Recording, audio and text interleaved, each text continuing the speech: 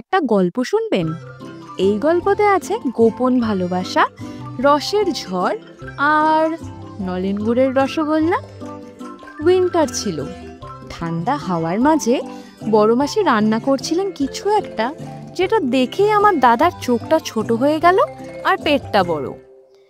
দেখতে সাদা সাদা, কিন্তু রংটা না একদম সোনার মতন, আর সঙ্গে গুড়ের গন্ধ, যেটার মাঝে মাথাটা পুরো ঘুরে যাচ্ছিল।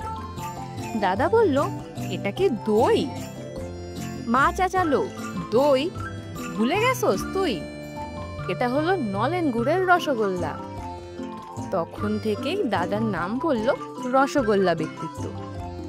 যে যাই করুক, মনে মনে শুধু একটা জিনিসেরই চিন্তা। রাত 12টায় ফ্রিজ খোলা, দুপুরবেলায় ঝগড়া করে ডায়েট বলার নাটক, আর সকালের স্নিকি প্লেট চেক, সবকিছুর পিছনে ছিল একটাই মিশন, নলেন গুড়ের রসগোল্লা পাওয়ার স্ট্র্যাটেজি। কিন্তু একদিন হলো মহা বিপদ। একটা রসগোল্লা না হারিয়ে গেল। ফ্যামিলি মিটিং বসলো, কে খেয়েছে কেউ বলে না, সবার চোখেই কিন্তু শঙ্কা। কিন্তু সবাই বলছে আমি খাইনি, আমি খাইনি। শেষ পর্যন্ত দেখা গেল তুলতুল, দ্য পেট ডগ, ছিল ক্রাইম সিনে।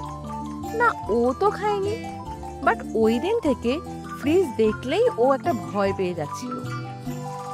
আর এইভাবেই নলেন গুড়ের রসগোল্লা হলো নতুন লেজেন্ড।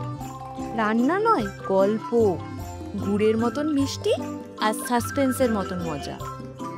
আর হ্যাঁ, একটু ভালো করে লুকিয়ে রাখবেন রসগোল্লাটা, নতুবা কিন্তু দেখবেন কে কখন তার পেটের ভেতরে ঢুকিয়ে দেয়।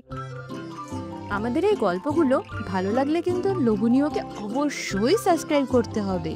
আজ তবে আসি, বাই।